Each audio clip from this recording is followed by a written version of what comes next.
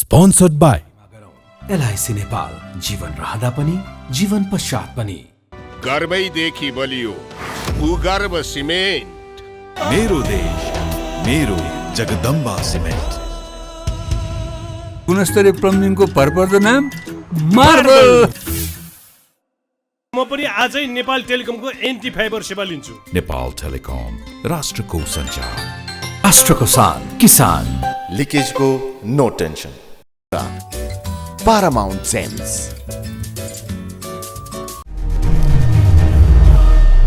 नमस्कार आदरणीय दर्शक, भारतीय प्रधानमन्त्री नरेन्द्र मोदीको 6 घण्टे नेपाल भ्रमण, लुम्बिनी भ्रमण सकेको छ। आज हामी बीचमा शिक्षा मन्त्री देवेन्द्र पौडेल हुनुहुन्छ। मन्त्री तपाईँलाई म जनता जान्न चाहन्छु। धन्यवाद श्रीजी, धन्यवाद। भारतीय प्रधानमन्त्री नरेन्द्र मोदीको 6 घण्टे लुम्बिनी भ्रमण कति सफल भयो, कति असफल भयो, यसको पाटाहरू बताउनु। दुई देशको बीचको सम्बन्धलाई अझ बढी राम्रो, सुमधुर, सुसंस्कृत र समृद्ध बनाउनको निम्ति यो भ्रमण निकै महत्त्वपूर्ण रहेको छ। र स्वयं चाहिँ महामहिम भारतीय प्रधानमन्त्रीको शब्दमा व्यक्त भएका कुराको प्रसङ्गसँगै संस्कृतिमा व्यक्त भएका, हाम्रो देशमा जन्मेर लामो समयसम्म भारतमा पनि बुद्धत्व प्राप्त गर्नको निम्ति आफ्नो भूमिका निर्वाह गर्नुभएका गौतम बुद्धको स्मरणमा उहाँले गरेका प्रस्तुतिहरूले स्वाभाविक रूपमा सांस्कृतिक रूपमा हामी दुई देश बीचको सम्बन्धलाई जोडेको छ। त्यसको साथसाथै ऊर्जासित सम्बन्धित केही सहमतिहरू पनि यमैको रूपमा भएका छन्। शिक्षासित सम्बन्धित 5वटा सहमतिहरू यमैको रूपमा के भयो। तपाईँ शिक्षा मन्त्री नाताले आज भारतीय पक्षसँग तपाईँले के कुरामा सम्झौता राम्रो हो। जस्तो हामीले आइसिसिआर भन्ने इन्डियाको सांस्कृतिक संस्थासँग हामीले 3वटा विश्वविद्यालयहरू, काठमाडौँ विश्वविद्यालय, त्यसपछि त्रिभुवन विश्वविद्यालयको सिनास, त्यसपछि यही लुम्बिनी विश्वविद्यालय, 3टा विश्वविद्यालयहरूले एकअर्कामा चेयरहरू राख्ने र त्यहाँको शिक्षा, त्यहाँका कतिपय खास गरी लुम्बिनी विश्वविद्यालयमा बुद्ध शिक्षा सम्बन्धी कुराहरू यहाँको विश्वविद्यालयमा चेयरको रूपमा राख्ने र एसोसिएट प्रोफेसरको रूपमा उहाँले वास्तवमा त्यहाँ प्राप्त गरेका ज्ञानहरू यहाँ सम्प्रेषण गर्ने र हाम्रो पनि त्यहाँको विश्वविद्यालयहरूमा हाम्रो पनि यहाँ प्राप्त गरेका ज्ञानहरू लिएर जाने गरी दुवै विश्वविद्यालयको बिचमा चाहिँ सहमति भएको छ। त्यसै गरिकन काठमाडौँ विश्वविद्यालयमा पनि आइसिसिआरको चेयर राख्ने र काठमाडौँ विश्वविद्यालयको चेयर पनि त्यहाँ राख्ने र त्यसको अतिरिक्त मद्रास आइटिटिएमसँग र त्यसको साथसाथै इन्डिया आइटिटीसँग सहमति भएको छ। र त्रिभुवन विश्वविद्यालयसँग पनि पहिलेकै सहमति थियो। खास गरी 1975 पछिको यो विभिन्न देशहरूको विश्वविद्यालयको बिचमा सम्बन्ध सुधार गर्नको निम्ति, ज्ञान आदान प्रदान गर्नको निम्ति गरिएका ऐतिहासिक प्रक्रियाहरूलाई अगाडि बढाउनलाई त्रिभुवन विश्वविद्यालयको बिचमा त्यो सहमति भएर यसरी 5वटा सहमतिहरू, काठमाडौँ विश्वविद्यालयले 3टा सहमति, त्यसपछि लुम्बिनी विश्वविद्यालय र काठमाडौँ विश्वविद्यालय सहमति गरेर हामी दुई देशका शिक्षाहरूलाई जोड्ने, खास गरी आइटीको क्षेत्रमा, बुद्धको ज्ञानको क्षेत्रमा जोड्ने गरी हामीले केही नयाँ सहमतिहरू गरेका छौँ। आज बुद्ध जयन्तीको दिन भारतीय प्रधानमन्त्री नरेन्द्र मोदी लुम्बिनी आएर जुन किसिमको सन्देश दिनुभयो, यो सन्देशले नेपाल भारत सम्बन्ध धार्मिक रूपमा, सांस्कृतिक रूपमा चाहिँ कस्तो किसिमको चाहिँ निकै राम्रो यस अर्थमा कि उहाँले खुलेर गौतम बुद्धको जन्मस्थल हेर्नुभयो, गौतम बुद्धको जन्मस्थलको बारेमा उहाँले व्याख्या गर्नुभयो। त्यसले के कुराको ऐतिहासिक रूपमा पुष्टि र अझ बढी थप हाम्रो निम्ति प्लस भयो भनेदेखि कसैले गौतम बुद्ध भारतमा जन्मेको भनेर पनि प्रचार गर्ने गर्थे। त्यो कुरा होइन भन्ने कुरा प्रष्ट आफै प्रधानमन्त्रीले बोलेर प्रष्ट पार्नुभएको हुँदाखेरि त्यस्ता प्रकारका भ्रमहरू पनि सकिए र हामी दुई देशका बिचका चाहिँ जस्तो कतिपय सांस्कृतिक सम्बन्धहरूलाई पनि हामी अगाडि बढाउने कुरा पनि निकै प्रगाढ रूपमा प्रकट भए। त्यस कारणले असफल भन्न मिल्दैन। असफल त तितो भयो, नराम्रो भयो। सफल भयो भने सरकारको निष्कर्ष होइन, भ्रमण सफल रह्यो। केमा असफल भयो? भ्रमण एकदम शानदार रूपमा सफल भएको छ। छोटो समयमा आज बुद्ध जयन्तीको सन्दर्भ पारेर यो प्रकारको भ्रमण चाहिँ निकै महत्त्वपूर्ण, ऐतिहासिक र भावनात्मक रूपमा रहेको कुरा प्रष्टै छ। राजनीतिक रूपमा चाहिँ यसपल्ट तपाईँले वार्तामा बस्दाखेरि प्रधानमन्त्री शेरबहादुरद्वारा भारतीय प्रधानमन्त्री नरेन्द्र मोदीको बिचमा के कुराकानीमा सहमति भयो? सीमा विवादको बारेमा पनि कुरा हुन्छ। हजुर, दुई देश बिचका सम्बन्धहरू, खास गरी पानीको सम्बन्ध, सांस्कृतिक सम्बन्ध, शैक्षिक सम्बन्ध, भौतिक पूर्वाधारको सम्बन्ध, जस्तो यो क्रस बोर्डरको प्रसङ्गहरू भर्खरै पनि हामीले आजै मात्रै यो अन्तर्राष्ट्रिय गौतम बुद्ध विमानस्थल उद्घाटन माननीय प्रधानमन्त्रीले गरेका छौँ र त्यसलाई अब करिब ओपन गरेका छौँ। त्यो प्रसङ्ग पनि त्यहाँ उठ्यो र नजिकै भारतका टुरिस्टहरूलाई यहाँ ल्याउनको निम्ति उहाँहरूले पनि त्यो प्रकारको प्रबन्ध गर्ने कुरा त्यहाँ राख्नुभयो। यसरी पर्यटकीय हिसाबले, सांस्कृतिक हिसाबले, शैक्षिक हिसाबले, क्रस बोर्डर अरू थुप्रै चाहिँ पूर्वाधार र हाम्रा कतिपय चाहिँ जलस्रोततिर सम्बन्धित कुराहरूको हिसाबले हेर्दाखेरि यो भ्रमण निकै सफल, शानदार रूपमा भएको छ। जस्तो अन्तर्राष्ट्रिय गौतम बुद्ध एयरपोर्ट त आज प्रधानमन्त्रीले शिलान्यास गर्नुभयो, तर भारतले रुट दिनको लागि तयार भएको छ। भारतीय विमानहरू यो एयरपोर्टबाट अब उडान हुन समस्या छैन। यो पहिले नै अहिलेसम्म भारतले रुट नदिएको कुरा आएको। आइकाओको अन्तर्राष्ट्रिय प्रचलित मान्यता अनुरूप हामीले पनि आइकाओको मान्यतालाई हामीले मान्नुपर्छ। तर आइकाओको मान्यता अनुरूप चाहिँ यहाँ एयरपोर्ट बनिसकेपछि भारतीय पक्षबाट त्यस प्रकारका कतिपय समस्याहरू छन् भने हामी त्यसलाई आगामी दिनमा वार्ता, सहमति, संवादको प्रक्रियाद्वारा टुङ्गाउने भनेका छौँ र हामीले त्यो कुरा पनि चासोपूर्वक यहाँ उठेको थियो र एयरपोर्ट उद्घाटन भइसकेको हुँदाखेरि योसित सम्बन्धित कानुनी प्रक्रियाले अन्तर्राष्ट्रिय हाम्रा चाहिँ प्रचलित मान्यता अनुरूप सहजीकरण गर्छौँ भन्ने कुरो उहाँले राख्नु भएको छ। त्यसमा नेपाल भारत सम्बन्धमा आर्थिक, सामाजिक, राजनीतिक कूटनीतिको कुरा गरिरहँदाखेरि भारतीय प्रधानमन्त्रीले 6 घन्टे लुम्बिनी भ्रमण गरिसकेपछि तपाईँहरूको समीक्षा चाहिँ कस्तो रह्यो? तपाईँले प्रधानमन्त्रीले पनि हाम्रो राम्रो रह्यो, महत्त्वपूर्ण रह्यो, ऐतिहासिक रह्यो, शानदार भयो। यद्यपि तयारी भ्याइन्छ कि भ्याइन्न भन्ने थियो, तर तयारी पनि त्यही रूपमा हामी छिटै सम्पन्न गऱ्यौँ। त्यसकारणले प्रारम्भिक समीक्षा चाहिँ यो शानदार रूपमा सम्पन्न भएको समीक्षा गरेका छौँ। प्रधानमन्त्रीले चाहिँ के भन्नुभयो, भ्रमण सफल भयो भनेर भन्नुभयो तपाईँहरूसँग, मन्त्रीहरूसँग? बिल्कुल भन्नुभयो, थ्याङ्क यू भन्नुभएको छ। यो भ्रमण सफल रह्यो, सबैको मेहनतले भयो भन्ने कुरो उहाँले राख्नुभएको छ र हामी सबैले पनि नेपाली जनता र भारतीय जनतालाई दुई देशको बिचको सम्बन्धलाई अगाडि बढाउनको निम्ति यो भ्रमणले अझ थप चाहिँ सांस्कृतिक सम्बन्ध कायम गरेर अगाडि बढ्नको निम्ति र कतिपय आशंकाहरू दूर गरेर हामी चाहिँ यो क्षेत्रमा बसोबास गर्ने मानव जातिसँग परेका समस्याहरू सँगै सहकार्य गरेर अगाडि बढाउँ भन्ने कुरा चाहिँ प्रश्न पारेको छ। तपाईँ स्वास्थ्य र शिक्षाको कुरा गरिरहँदाखेरि मलाई के बताउनुहोस् भन्दा नेपालको शिक्षा क्षेत्रको विकासमा भारतको सहयोग कतिको पाउनु भएको छ? शिक्षालाई गुणस्तरीय बनाउनको लागि लगानी गर्न भारत तयार भयो? अब ठिकै हो, अब यो बारेमा ठोस र मूर्त रूपमा त मैले अहिले भनिसकेँ। आज भएको त त्यति हो, तर फेरि पनि खास गरी यो भोकेसनल शिक्षाको बारेमा, खास गरी आइटी क्षेत्रको शिक्षाको बारेमा भारतीय पक्षबाट चाहिँ केही न केही सहयोग गर्ने, केही न केही मिलेर काम गर्ने धेरै पटक उहाँहरूसँगको औपचारिक भेटघाटमा गर्नुभएको छ। त्यसलाई अझ मूर्त रूपमा सम्बन्धित विश्वविद्यालयको बिचमा सहमति गरेर फरक प्रकारले सहमति गर्दै हामी अगाडि बढ्ने भन्ने कुरा भएको छ। अब तपाईँले चिनेको भारतीय प्रधानमन्त्री नरेन्द्र मोदी कस्तो व्यक्ति हो त? उहाँ नेपालप्रति एकदम सकारात्मक सोच भएको, नेपालको विकास र प्रगति चाहने व्यक्ति हो कि होइन? शिक्षामन्त्री देवेन्द्र पौडेल नजिकबाट प्रत्यक्ष रूपमा त मैले आज भेटेँ, औपचारिक रूपमा मैले उहाँलाई भेटेको थिएन। नजिकबाट 2-3 पटक चाहिँ कुराकानी गर्ने प्रसङ्गमा हामी आज नजिकबाट भेट्यौँ, उहाँको प्रस्तुति पनि सुन्यौँ, हाउभाउ पनि सुन्यौँ।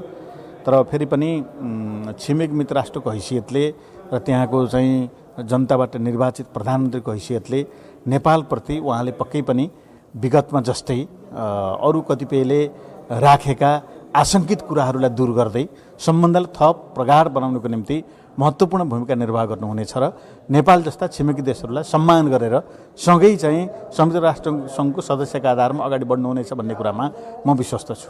नेपाल भारत सम्बन्धको कुरा गर्दाखेरि सीमा विवादहरूको दीर्घकालीन समाधान हुनुपर्छ भन्ने तपाईँहरूको निष्कर्ष र भनाइ छ। प्रधानमन्त्री शेरबहादुर देउवा र भारतीय प्रधानमन्त्री नरेन्द्र मोदीको बिचमा संवाद हुँदाखेरि आज ती विषयवस्तुमा कुराकानी भयो। अब आज त ती विषयहरू प्रसङ्ग थिएन। आज गौतम बुद्धको जन्मोत्सवको प्रसङ्गमा उहाँको भ्रमण थियो। आज सीमाका विषयहरू, अरू ऐतिहासिक विषयहरूको विषयमा प्रसङ्ग थिएन। जे प्रसङ्गमा आज भ्रमण आयोजना भएको थियो, विषयहरूको उठान भएको थियो, ती विषयमा छलफल भयो। सम्बन्धित विषयमा राम्रो कुरा भयो र यहाँले भनेका भारतसँग कतिपय हाम्रा विगतका त्यस प्रकारका हल हुन नसकेका विषयहरूमा आगामी दिनमा सहज हुँदै जान सकिन्छ भन्ने कुराको अनुभूति हामीले गऱ्यौँ। त्यसमा जाँदा मलाई के बताउनुहोस् भन्दाखेरि भारतीय प्रधानमन्त्री नरेन्द्र मोदीको 6 घन्टे भ्रमण सफल भयो भनेर सरकारले भन्यो, सरकारको निष्कर्ष त्यही छ, भ्रमण उपलब्धि बिल्कुल चाहिँ सफल रह्यो। यो भ्रमण सांस्कृतिक भ्रमण थियो। सांस्कृतिक र अलिअलि शिक्षासँग अलिअलि केही अरू विषयहरू पनि त्यहाँ जोडिएका थिए। यी विषयहरू हेर्दा हाम्रो तयारी, उहाँहरूको पनि उपस्थिति, उहाँहरूले समय दिएको सबै कुराहरू हेर्दाखेरि सफल भ्रमणको रूपमा यसलाई बुझ्नुपर्छ। तर अब लुम्बिनीमा पर्यटकहरू आउन सक्छन्, बढ्न सक्छ, त्यो आधा दिनुहोस् न। पूर्वाधार यहाँ भएको छैन, विकास भएको छैन, प्रगति भएको छैन, उन्नति भएको छैन। बिस्तारै त्यही बारेमा नि कुरा भएको छ, भौतिक पूर्वाधारको बारेमा नि कुरा भएको छ। र त्यसको साथसाथै पर्यटकीय हिसाबले पनि हामी क्रस बोर्डर पर्यटकहरू आदान प्रदान गर्ने बारेमा पनि गम्भीर कुरा भएको छ। त्यसकारणले भारत पक्षबाट आउने पर्यटकहरू उल्लेख्य सङ्ख्या नेपालमा क्रमशः आउने बारेमा कुरा भएको छ। तपाईँ सरकारको प्रभावशाली मन्त्री हो र माओवादी केन्द्र र सरकारको बिचमा एउटा समझदारी पनि भएको छ। जस्तो गरी 5 दलीय गठबन्धन कुरा गरिरहेको छ भने तपाईँहरू मिलेर जाने भन्नुभयो, स्थानीय तहको निर्वाचनमा तपाईँले गठबन्धन गर्नुभयो, परिणाम आइरहेको छ, तपाईँको पार्टी सन्तुष्ट छ? अब गठबन्धनबाट फाइदा भयो भने माओवादी केन्द्र सापेक्षित रूपमा सन्तुष्ट छौँ, तर गठबन्धनले जसरी जुन उद्देश्यको निम्ति तलैसम्म मिलाएर जान सक्नु पर्थ्यो सकिएन। त्यसमा कसका कमी कमजोरी रहे भन्ने कुरा चुनावको परिणाम आइसकेपछि समीक्षा गरौँला। तर सापेक्षित रूपमा गठबन्धनले एकअर्कालाई सहयोग चाहिँ पुगेको छ। तर यसबाट हामीले गम्भीर शिक्षा लिएर आगामी दिनमा गठबन्धन गर्दाखेरि अझ परिपक्व, अझ विश्वासिलो, अझ भरपर्दो र अझ चाहिँ अलिकति मिल्ने गरी तलसम्म चाहिँ आशंका नहुने गरी गठबन्धन गर्न पर्छ भन्ने कुराको अनुभूति यो गठबन्धनको प्रारम्भिक समीक्षाले गर्न सकिन्छ। निर्वाचनको परिणामपछि यो गठबन्धन टुट्ने सम्भावना कति छ? अहिले टुट्दैन, अहिले किन टुट्न पर्यो र अहिले टुट्न जरुरी छैन। प्रचण्ड युटर्न हुने सम्भावना छ भनेर धेरैले भनेका छन्। जस्तो चितवनमा रेणु दाहालले हारिसकेपछि प्रचण्डले भन्नुभएको थियो राजनीतिक दुर्घटना हुन्छ, मुलुक दुर्घटनातिर जान्छ कि फेरि यो सहमतिका साथ यो गठबन्धन रहन्छ? शेरबहादुर देउवाको नेतृत्व सरकारले संघीय निर्वाचन गराउन सक्छ सक्दैन? बिल्कुल गलत हो। एकजना निर्वाचनमा उठेको प्रतिनिधिको हारजितका कारणले यद्यपि रिजल्ट आउनु बाँकी छ, यो गठबन्धन तोडिन्छ, अर्कातिर मोडिन्छ, त्यही चर्चा छ क्या। प्रचण्ड युटर्न हुन्छ, प्रचण्ड त जस्तोसुकै बेला पनि निर्णय परिवर्तन गर्न सक्नु। प्रचण्ड भनेको तपाईँले हेर्नुभयो भने त्यसलाई एउटा गतिशीलताका आधारमा नै हामीले बुझ्न सकिन्छ। समस्या पर्दाखेरि कसैप्रति पनि पूर्वाग्रह नराख्ने, स्थायी प्रकारको शत्रुवा, स्थायी प्रकारको पूर्वाग्रह वा स्थायी प्रकारको कसैलाई चाहिँ विवक्षित रूपमा बुझिने नभएको आवश्यकता अनुसार एजेन्डा मिल्यो भने कसैसँग पनि मिल्न सक्ने पात्रको रूपमा हामी बुझ्न सक्छौँ नि। त्यसकारणले यो जुन प्रकारको बाहिर टिप्पणी छ त्यो साँचो होइन। प्रचण्डले धोका दिनुहुन्न शेरबहादुर देउवालाई? किन धोका दिने? प्रचण्डले सबैलाई बिचमा समझदारी हुन्छ, बिल्कुल समझदारी हुन्छ। गठबन्धन निरन्तर अगाडि होइन, कहीँ केही नयाँ कुरामा जानु पऱ्यो भने सल्लाहले गठबन्धनमा जे कुरा हामी गर्दै आएका छौँ ती कुराहरूमा कहीँ कतै कुनै विषयमा मिलेन भने पनि मिलेन भने के हुन्छ? जस्तो गठबन्धनमा मिलेन मिलाउनुको निम्ति अरू कुरा मिलाउनुको निम्ति मिलेन भनेदेखि यो विषयमा हाम्रो कुरा मिलेन, यी मिल्ने विषयमा सँगै जाउँ भनेर हामी मिलेरै अगाडि बढ्छौँ। सरकार परिवर्तन गर्न माओवादी लाग्छ? अहिले परिवर्तन हुँदैन। किन हुने? सरकार परिवर्तन लगत्तै हामीले अर्को चुनाव गर्नु छ। चुनावको परिणामको तपाईँहरू कसरी समीक्षा गर्नुहुन्छ त? आउँदैछ चुनाव, आउनु दिनु न। भर्खरै चाहिँ टिभी हेर्दैछौँ हामीले, आउन दिउँ, आइसकेपछि समीक्षा। माओवादी केन्द्रलाई भएको छैन, नाफा भएको छ, काङ्ग्रेससँग गठबन्धन गरेर धेरै नाफा भएको त देखिँदैन।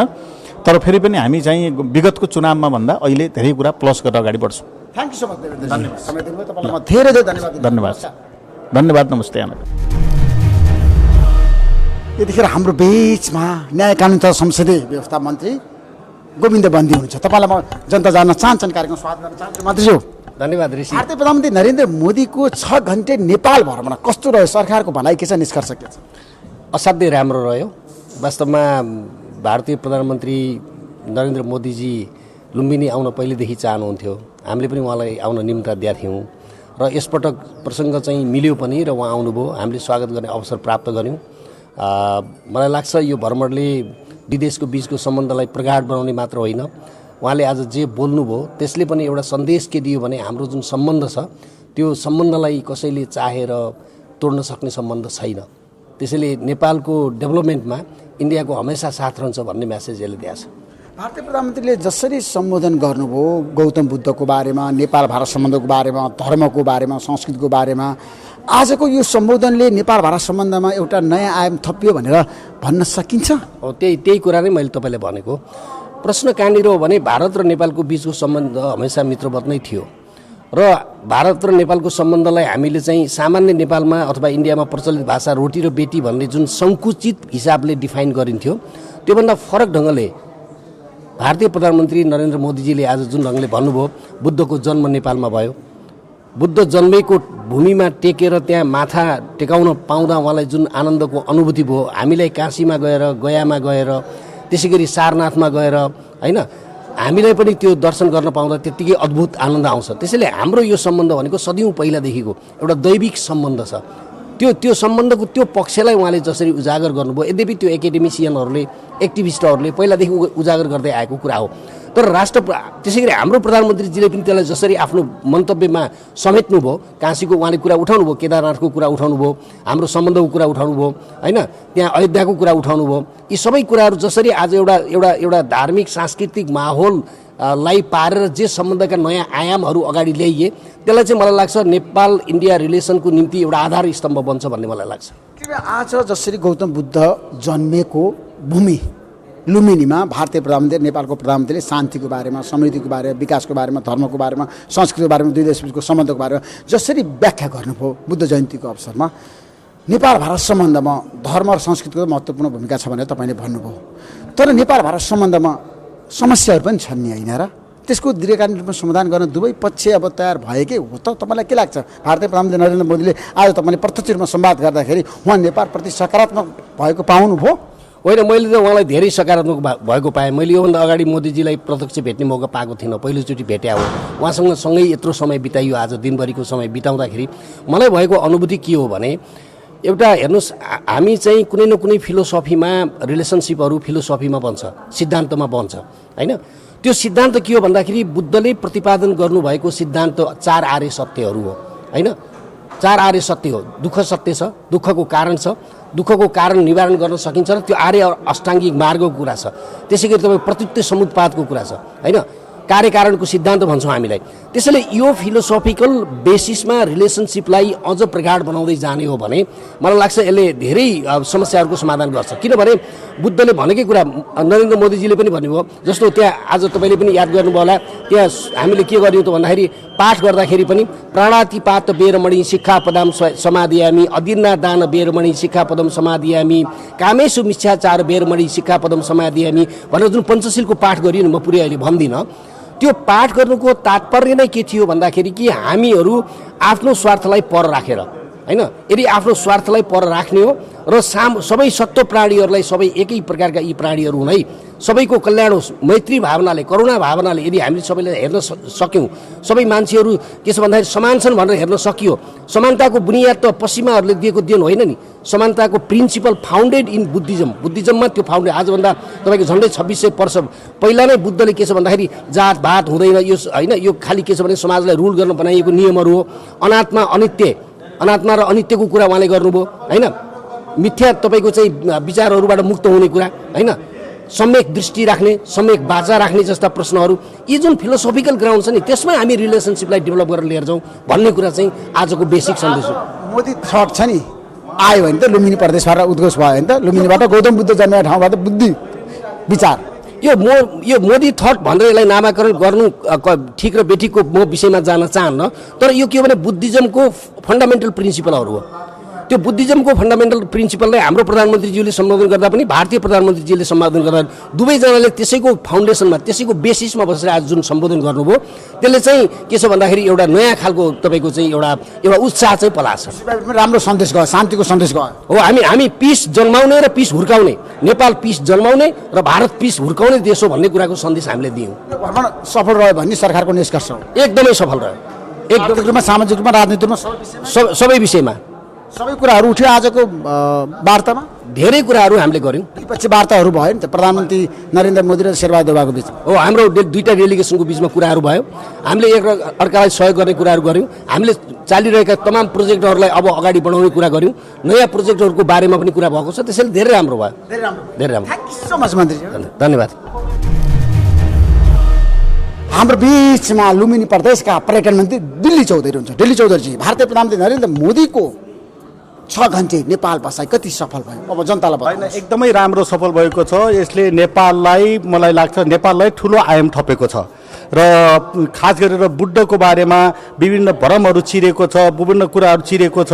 यसले नेपालको लागि एउटा ठुलो अपर्च्युनिटी पनि दिएको छ। जस्तो के थियो त नेपालको लागि अवसरको कुरा गरिरहँदाखेरि नेपालले कसरी प्रगति गर्न सक्छ, उन्नति गर्न सक्छ, विकास गर्न सक्छ? होइन, यसले सबभन्दा ठुलो कुरा त बुद्धको जन्मभूमि यहाँ हो र बुद्ध जन्मेको ठाउँ यो हो। सबभन्दा ठुलो धार्मिक ठाउँ यो हो। मोदीजीकै जुन भाषण उहाँले गर्नुभयो त्यसले गर्दा यसलाई विश्वलाई चिनाएको छ, विश्वको ध्यान आकर्षण भएको छ। विश्वभरिको मान्छेहरूको ध्यान चाहिँ अहिले लुम्बिनीमा केन्द्रित छ। यसले टुरिज्म, खास गरेर टुरिज्मलाई, पर्यटन व्यवसायहरूलाई, पर्यटन क्षेत्रलाई यसले नेपालभरिको रिभाइभ गर्छ भन्ने हामीले आशा गरेका छौँ। अब तपाईँहरूले लुम्बिनी प्रदेशको विकासको लागि, यहाँको चाहिँ समृद्धिको लागि खोइ त गुरु योजना तपाईँहरूको? होइन, हामीसँग एकदमै होइन, तपाईँले भनेको हामीसँग गुरु योजना पनि छ। हामी बुद्ध सर्किट बनाउँदैछौँ, जहाँ जहाँ मायादेवी चाहे तपाईँको उता सबै ठाउँको हामीले, जस्तै कपिल वस्तुको कहाँ गर्ने, के अरे रूपन्देहीको कुन ठाउँ गर्ने, हामी बुद्ध सर्किटको अहिले तयारीमा छौँ र त्यसको ठुलो गुरु योजना बनिसकेको छ। झन्डै $40 मिलियन हामीले गुरु योजनाहरू तयार गरेका छौँ र त्यसलाई इन्डिया र नेपाललाई जोड्न चाहन्छौँ हामी। त्यसबाट तपाईँहरूले जुन किसिमको परियोजना बनाउनु भएको छ नि लुम्बिनी प्रदेशको विकासको कुरा लुम्बिनीको विकासको कुरा लुम्बिनी विकासमा गुरु योजनाको कुरा गरिरहँदाखेरि अब मोदीले जुन किसिमको सहयोग गर्छु भनेर भन्नुभएको छ भारतीय प्रधानमन्त्रीले अब सहयोगहरू आउँछ यहाँको टुरिस्टहरूको लागि तपाईँले पूर्वाधारहरू तयार गर्न सक्नुहुन्छ होइन पूर्वाधार अलरेडी तयार छ कोभिडले केही कुराहरू गरेको थियो जस्तै ओपन बोर्डरको हामी संयुक्तको कुरा पनि मोदीजीले उठाउनु भएको छ यसलाई यो सबै अपर्च्युनिटीलाई लुम्बिनी प्रदेशले ग्र्याब गर्छ लुम्बिनी प्रदेशले अगाडि बढाउँछ लुम्बिनी प्रदेशले नै यहाँको दुईटा कुराहरू सन्देश दिन्छ एउटा हामीले शान्तिको सन्देश दिन्छौँ हामी लुम्बिनी प्रदेशबाट अर्को विकासको सन्देश दिन्छौँ अर्को पर्यटनको सन्देश दिन्छौँ हामी तीनटा सन्देश चाहिँ लुम्बिनी प्रदेशबाटै प्रवाह गर्छौँ यहाँलाई मैले जानकारी गराउन चाहन्छु अन्तर्राष्ट्रिय एयरपोर्टको आज उद्घाटन भयो अन्तर्राष्ट्रिय उद्घाटन पनि भयो यसको के अरे आजभोलि के अरे बुद्ध जयन्तीमा भारतीय प्रधानमन्त्रीजीले जुन उद्घोष गर्नुभयो यो दुईटै संयोज पनि भएको छ यसले यो क्षेत्रको मात्र होइन नेपालको सम्पूर्ण विकासलाई तपाईँले 75% टुरिज्मलाई बुद्धिस्टले टान्छ भन्ने हामीले विश्वास गरेका छौँ आधार दिनुहोस् न टान्छ भने कसरी तपाईँहरूले विश्वास गर्दैन जनतालाई तपाईँको मिलियन शब्द बुद्धिस्टहरू छन् चाहे श्रीलङ्का गर्नु चाहे ल्याउनुहुन्छ तपाईँहरू बुद्धिस्ट टुरिस्टहरूलाई कसरी नेपाल भित्राउन सक्छ तपाईँलाई अहिले पनि मैले के विश्वास दिलाउन सकौँ भने सबभन्दा माइलस्टोन भनेको अहिले जुन अन्तर्राष्ट्रिय विमानस्थल एउटा ठुलो माइलस्टोन भएको छ अर्को जुन उहाँले बुद्ध सर्किटको कुरा गर्नुभएको छ नेपाल र इन्डियामा आए पनि नेपालमा सहजै आउने 2-3 दिन बिताउने वातावरण हामीले तयार गर्दैछौँ तयार गर्नुहुन्छ नि तपाईँ एकदमै तयार भारतीय टुरिस्टहरूलाई बस्नको लागि 2 दिन 2 रात मात्र होइन अन्तर्राष्ट्रिय टुरिस्टहरूलाई अन्तर्राष्ट्रिय बुद्धिस्टहरूलाई जति पनि यहाँ आउँछन् 2 रात बिताउन सक्छन् एकदम 2 रात होइन 3 रात 5 रात बिताउने हामी यहाँ विकास भएको छ पूर्वाधार छ उनीहरूलाई टुरिस्टहरूले यहाँ के गर्ने भन्ने कहाँ हेर्ने कहाँ जाने होइन तपाईँ कहाँ हुनुहुन्छ अहिले हामी जाने ठाउँ कहाँ 2 रात टुरिस्टहरूले यहाँ के गरेर बिताउने तपाईँले यहाँ थारू कल्चर हेर्न सक्छन् यहाँ मगर संस्कृति हेर्न सक्छन् पाल्पाको रानी महल हेर्न सक्छन् यहाँ थुप्रै ठाउँहरू छन् तपाईँले बुद्ध सर्किटको सँगसँगै बुद्धको त 2 दिन त्यसैकै पनि टाइम जान्छ त्यसको सँगसँगै हामीसँग विशिष्ट किसिमको खानपानहरू छन् विशिष्ट किसिमको कल्चरहरू छन् विशिष्ट किसिमको हामीले ठाउँमा ऱ्याफ्टिङका सुरु गरेका छौँ र हिल स्टेसनहरू सुरु गर्दैछौँ यो सबै कुराले गर्दा तपाईँको पश्चिम नेपालले अन्तर्राष्ट्रिय टुरिज्मलाई धान्न सक्छ र यसलाई अगाडि बढाउँछ सरकारले अहिलेसम्म नेपालमा टुरिज्म क्षेत्रको विकासको लागि कुनै गुरु योजना ल्याएको छैन है तपाईँहरूको हावादारी कुरा मात्रै छ भाषण मात्रै गर्नुहुन्छ काम गर्नुहुन्न आजसम्म नेपालमा 10 लाख टुरिस्ट तपाईँहरू भित्राउन सक्नुहुन्न ठुलो कुरा गरेर हुन्छ होइन 10 लाखको मात्रै होइन हामी 20 लाख पनि भित्राउन सक्छौँ मलाई लाग्छ 30 लाख पनि भित्राउन सक्छौँ त्यो लुम्बिनीको अपर्च्युनिटी हो हिजोको जस्तो लुम्बिनी छैन अहिले तपाईँ वरपर हेर्नुहोस् होटल देख्नुहुन्छ 5 स्टार होटल देख्नुहुन्छ तपाईँले अहिले खाली छ नि त खोइ त टुरिस्ट अब त तपाईँले भरि भराउँछ तपाईँले केही दिन अगाडि म यहाँ आएको थिएँ तपाईँले कोठा पाउन सक्नुहुन्न अब हेर्दै जानुहोस् यहाँ कस्तो अवस्थामा आउँछ कहाँ आउँछ हिजोको हामीले कल्चरको कुरा आएर बोलेर जाने बित्तिकै विश्वका टुरिस्टहरू यहाँ आउँछन् बुद्धिस्टहरू यहाँ आउँछन् होइन यो ध्यान आकर्षण भएको छ यसलाई हामीले धेरै कुराहरू गर्न बाँकी छ सेवा सुविधाको कुरा गर्नु बाँकी छ अहिले आलेजीले पनि भन्नुभएको छ हामीले यहाँ जुन एयरलाइन्सहरू आएको छ हामी छुट दिन्छौँ हामीले यहाँको लिन्नम भनेर जुन भन्नुभएको छ त्यसलाई लुम्बिनी प्रदेशले लुम्बिनी सरकारले यसलाई अगाडि बढाउँछ र आफ्नो मेन बजेट टुरिज्ममा फोकस गर्छ भन्ने कुरा यहाँलाई राख्न चाहन्छु म यहाँलाई धेरै धन्यवाद यतिखेर हामी राष्ट्रिय योजना आयोगका सदस्य डाक्टर रामकुमार फुयालसँग छौँ तपाईँलाई जनता जान्न चाहन्छन् कार्यक्रम स्वागत गर्न चाहन्छु धन्यवाद लुम्बिनी प्रदेशको कुरा गर्दा लुम्बिनी गुरु योजनाको कुरा गर्दा लुम्बिनी अन्तर्राष्ट्रिय एयरपोर्टको कुरा गर्दा गौतम बुद्ध अन्तर्राष्ट्रिय एयरपोर्टको कुरा गर्दा आज यसको उद्घाटन भयो यसको परियोजनाहरूको समग्र छ नि विकासमा गुरु योजना के छ अब लुम्बिनी विकास कोषको गुरु योजना चाहिँ अब लामै छ ठुलो छ यसले चाहिँ यसमा 2-3 यसमा यस्तो छ अब यो पूर्वाधार सम्बन्धी पनि छ धर्ममा के छ पूर्वाधार चाहिँ यसलाई अब कसरी राम्रो बनाउने भन्ने विषयमा राम्रो बनाउन सक्छ अब यसको चाहिँ हुनसक्छ अब यसलाई चाहिँ पहिला त जग्गा संरक्षण गर्नु पर्यो यो जग्गा संरक्षण गरिसकेपछि यहाँ विभिन्न किसिमबाट बुद्ध धर्मावलम्बीहरूको धर्मलाई चाहिँ अलिकति प्रस्फुटन गर्न सक्ने र यो धर्म र आस्थासँग विश्वास गर्ने राष्ट्रिय र अन्तर्राष्ट्रिय स्तरबाट आउने पाहुनाहरूलाई चाहिँ राम्रोसँग बस्न सक्ने व्यवस्थापन गर्न सक्ने सभा सम्मेलन गर्न सक्ने र कम्तीमा उहाँहरू आइसकेपछि 2-4 दिन मात्र नभएर 5-7 दिनै यहाँ चाहिँ बसेर समय बिताउन सक्ने यस्ता किसिमका पूर्वाधारहरू चाहिँ हामी यो धार्मिक त जसरी बन्नु पर्थ्यो त्यसरी बने नि डाक्टर साहब हावादारी मात्रै कुरा भयो काम भएन एक्सन भएन धेरैको गुनासो धार्मिक पूर्वाधार धार्मिक पर्यटनलाई चाहिँ अरू पर्यटनसँग जोड्ने गरी हामीले यहाँका पूर्वाधारहरू बनाउँदैछौँ जस्तो धार्मिक पर्यटनलाई तपाईँले अरू पर्यटनसँग किन जोड्न सक्नु भएन होइन जोडिएको छ जोड्नु भएको छ सुन्नुहोस् न जस्तो के छ भने पहिलो त हामीले यो गौतम बुद्ध अन्तर्राष्ट्रिय विमानस्थल बनायौँ सम्पन्न भयो आज उद्घाटन भयो यो 7 वर्षको अवधिमा यो भएको छ। यद्यपि यो ढिलै भएको, हामीले पहिल्यै यसलाई चाहिँ सक्न खोजेका थियौँ, तर विभिन्न कारणले, कोरोनाको कारणले पनि अलिकति ढिलो भयो। तर पनि यो भयो नि। यो भइसकेपछि अब के भन्छ, नेपालको यो तपाईँको हवाई जुन उडानको इतिहासमा दोस्रो अन्तर्राष्ट्रिय विमानस्थल त हाम्रो नेपालमै भयो। यसले चाहिँ 70 लाखभन्दा बढी चाहिँ वार्षिक जुन तपाईँको सेवा गरे यात्रुहरू चाहिँ लाई सेवा दिने भनेको छ। 70 लाख मान्छे आवत जावत गर्दाखेरि यहाँको पर्यटन क्षेत्रमा कति ठुलो चाहिँ उभार आउला। त्यो पर्यटन क्षेत्रले चाहिँ तपाईँको के गर्छ भन्दा अरू सेक्टरसँगको इकोनोमीलाई भाइब्रेसन गर्न काम गर्छ। हामीले के भनेको छौँ भने पर्यटन क्षेत्र वास्तवमै नेपालको दोस्रो आर्थिक सम्भागको रूपमा हामीले यसलाई रूपान्तरण गर्ने भने रूपान्तरण गरेर मात्रै भने व्यापारमा उतार्न सकिएन नि हामीले त। टुरिज्म क्षेत्रमा कहाँ प्रगति भएको छ नेपालमा? डे फर्स्टमै त हुँदैन नि। जे कुरो पनि पहिला त के हुन्छ भने कन्सेप्ट हुनु पर्यो। 50 लाख टुरिस्ट भित्रिँदैन वर्षमा। हामी 10 लाखमै सीमित छौँ, 15 लाखमै सीमित छौँ, 5 लाखमै सीमित छौँ। यस्तो छ हाम्रो भिजिट नेपाल 2020मा चाहिँ हामीले चाहिँ 20 लाख पर्यटकहरू ल्याउने भनेका हौँ। यो 15औं आवधिक योजनामा पनि हामीले के भनेका छौँ भने 35 लाख टुरिस्ट चाहिँ वर्षको हामी ल्याउँछौँ भनेको छौँ। त्यो चाहिँ विदेशी टुरिस्टहरू होइन। हामीले पर्यटन क्षेत्रलाई राम्रो बनाउँदाखेरि विदेशी टुरिस्टहरूबाट मात्रै हाम्रो राम्रो हुन्छ भन्ने होइन, आन्तरिक टुरिज्म पनि हामीले चाहिँ फस्टाउनुपर्छ भनेर देशको तपाईँको 7 प्रदेशमा टुरिज्मका ठुल्ठुला पूर्वाधारहरू बनाउने हिसाबले सरकारले चाहिँ योजनाहरू ल्याएको छ, कार्यक्रमहरू ल्याएको छ। जस्तो तपाईँ त राष्ट्रिय योजनामा बसेर काम गरेको व्यक्तिको नाताले बताउनुहोस् 1 2 3 जस्तो यस्तो छ। अब यस्तो छ, जस्तो पहिलो चाहिँ हाम्रा जस्तो यहाँका ऐतिहासिक धार्मिक महत्त्वका जुन सम्पदाहरू छन् ती सम्पदाहरूलाई चाहिँ बलियोसँग व्यवस्थापन गर्ने, संरक्षण गर्ने, व्यवस्थापन गर्न सक्नु भएको छ? भइरहेछ, कामहरू भइरहेछ छ। कहाँ होइन, त ठेलीमै छ नि, धेरै छ। 1 2 पर्यटकीय गन्तव्य क्षेत्रहरूको घोषणा गर्ने, तपाईँको जिल्ला स्थानीय तहदेखि हाम्रा धेरै महत्त्वका जुन ऐतिहासिक धार्मिक महत्त्वका सम्पदाहरूलाई चाहिँ बचाउने, संरक्षण गर्ने, त्यसको दिगोपन गराउने गर्ने गरी गइएको छ। तर राष्ट्रिय योजना आयोगबाट हेर्ने कुरा चाहिँ फरक हो क्या। राष्ट्रिय योजना आयोगबाट हेर्ने भनेको के भने ठ्याक्क तपाईँ के हेर्ने त? बोल्न चाहिँ दिनुहोस् कि ठ्याक्क भन्नुहोस्। अब जस्तो यस्तो छ, पर्यटक किन आउँछ त भन्ने कुरा पहिला खोजी गर्नु पर्यो क्या। नेपालमा पर्यटक किन आउँछ त भन्दा पर्यटक चाहिँ पहिला चाहिँ नेपालको ऐतिहासिक धार्मिक सांस्कृतिक महत्त्वका क्षेत्रहरू हेर्ने, घुम्ने र त्यसबाट केही सिक्ने भनेर आउँछ। एउटा कोही चाहिँ नेपालमा आइसकेपछि एकदम शान्त सुन्दर देश होइन, यहाँ चाहिँ आएर अलिकति आराम गरौँ, आनन्द लिउँ भन्ने खाले आउँछ। कोही पर्यटकहरू चाहिँ कस्तो आउँछ भने अलिकति साहसीपन देखाउने र जस्तो जुम्मी बन्चिङ जस्तो तपाईँको आउटडोर एन्ड एडभेन्चरस टुरिज्म जस्तोमा चाहिँ समय बिताउने खाले आउँछ। र कोही चाहिँ फेरि यो हिमालय हाम्रो महत्त्वपूर्ण जुन ऊ छ त्यसलाई चाहिँ त्यसमा चाहिँ ट्राभल गर्ने, यात्रा गर्ने भन्ने हिसाबले आउँछ। र कोही चाहिँ तपाईँको ट्रेलहरूमा हिँड्ने, जस्तो तपाईँको हाम्रो चाहिँ कोही चाहिँ पूर्वदेखि पश्चिमसँग अथवा उत्तरदेखि दक्षिणसम्म जाने खाले ट्रेलहरू जुन हाम्रो छ अहिले, जस्तो ग्रेट हिमालयन ट्रेल चाहिँ हामीले ताप्लेजुङदेखि दार्चुलासम्म बनाइरहेको छौँ होइन। त्यो झन्डै 1800 किलोमिटरभन्दा बढीको छ। त्यस्तोमा जाने खाले पनि आउँछन्।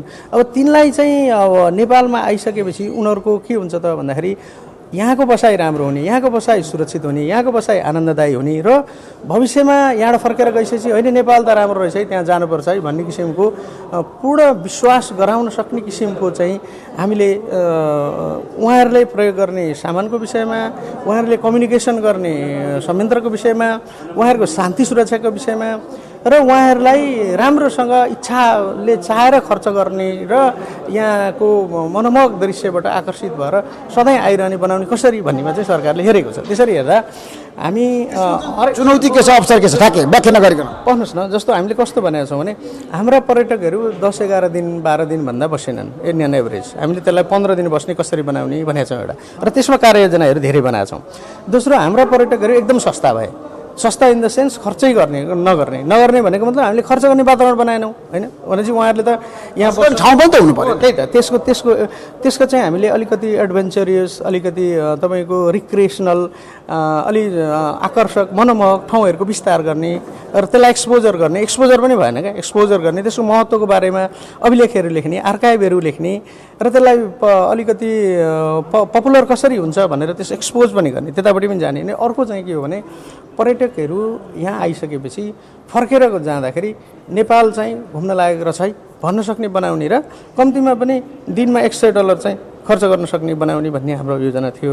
त्यो योजना अनुसार हामीले बाह्य पर्यटक चाहिँ वर्षमा 35 लाख पुर्याउने भनेका छौँ। तर यसपालि र गत वर्ष झन्डै 2.5 वर्ष चाहिँ हामीलाई यो कोभिडको विषम परिस्थितिको कारणले गर्दा हामीले यतापट्टि गर्न सकेनौँ। तर यद्यपि हाम्रो त्यस्तो निराशाजनक छैन र हामी के छ भने हाम्रो देशमा सबभन्दा सहज, यसलाई चाहिँ लो ह्याङ्गिङ फ्रुट पनि भन्छ, सबभन्दा सहज चाहिँ वैदेशिक मुद्रा आर्जन गर्नलाई यही क्षेत्रबाट मात्र सजिलो छ। जस्तो अहिले हाम्रो सुधानान्तर अन्तर छ, जस्तो इम्पोर्ट चाहिँ हामीले धेरै वस्तु तथा सेवा गर्नु कारणले गर्दाखेरि भारतसँग व्यापार घाटा छ। त्यही त भारतसँग मात्र नभएर भारतसँग त धेरै ठुलो नै हुने भयो, हाम्रो त धेरै ठुलो चङ्क छ। तर तपाईँको इन एन एग्रिगेट नै हाम्रो व्यापार घाटाको चङ्क चाहिँ ठुलो छ। त्यसलाई हामी घटाउनको लागि हामीले सधैँ अन्तर्राष्ट्रिय बजारमा हाम्रा नेपाली दाजुभाइ दिदीबहिनीहरूलाई बाध्य बनाएर पठाउने अवस्थाको अन्त्य गर्ने र आकर्षक गन्तव्यहरू खोज्ने र उहाँहरूको उत्पादकता भएको ठाउँमा चाहिँ पठाउने र वैदेशिक मुद्रा आर्जन गर्ने होइन भने हामी देशमै पर्यटन क्षेत्रलाई राम्रो व्यवस्थित भरपर्दो र मनमोहक बनायो भने यो चाहिँ दिगो हुन्छ र कम खर्चिलो हुन्छ भन्ने हाम्रो छ। र यसरी जाँदाखेरि बाह्य मात्र नभएर आन्तरिक पर्यटनपट्टिको पनि हाम्रो ठुलो चाहिँ जोड छ र यसले देशको अर्थतन्त्रमा हाम्रो झन्डै 10% को योगदान गर्न सक्ने गरी हामी यसमा चाहिँ काम गरिरहेका छौँ, अगाडि बढिरहेछ। र त्यही अन्तर्गत हामीले यो अन्तर्राष्ट्रिय विमानस्थल चाहिँ बनाउन सुरु गर्दा अलिक कमै सानै खर्चमा बनाउने कि भन्ने थियो र बिस्तारै हामीले थप्यौँ। म त्यहीँ हुँदै धेरै मेरो 4 वर्षको कार्यकालमा धेरै एक्सर्साइजहरू, धेरै उतार चढाव भए र अब अहिले चाहिँ झन्डै 30 अरब 91 करोड जतिको लागतमा, अनुमानित लागतमा टोटल जमिनहरू सबै खरिद गर्दा 7-8 लाख मात्रै हो पूर्वाधारमा त, र त्यति हामी सम्पन्न गरेका छौँ। यसले तपाईँको लुम्बिनी प्रदेशको विकासलाई धेरै महत्त्वपूर्ण योगदान गर्ने हाम्रो अपेक्षा छ र हामीले प्रक्षेपण गरे अनुसार हाम्रो देशको इकोनोमीमा पनि यही एउटा एयरपोर्ट र यो लुम्बिनी क्षेत्रको राम्रो व्यवस्थापन गर्ने बित्तिकै पनि पर्यटन क्षेत्रबाट गर्ने कन्ट्रिब्युसनको धेरै जस्तो सेयरिङ चाहिँ यसले गर्छ। धन्यवाद। Sponsored by LIC नेपाल, जीवन रहँदा पनि जीवन पश्चात पनि। गर्वैदेखि बलियो भूगर्भ सिमेन्ट। मेरो देश मेरो जगदम्बा सिमेन्ट। गुणस्तरीय प्लम्बिङको भरपर्दो नाम मार्बल। म पनि आजै नेपाल टेलिकमको एन्टी फाइबर सेवा लिन्छु। नेपाल टेलिकम, राष्ट्रको सञ्चार। राष्ट्रको शान, किसान। लिकेजको नो टेन्सन। Paramount Sense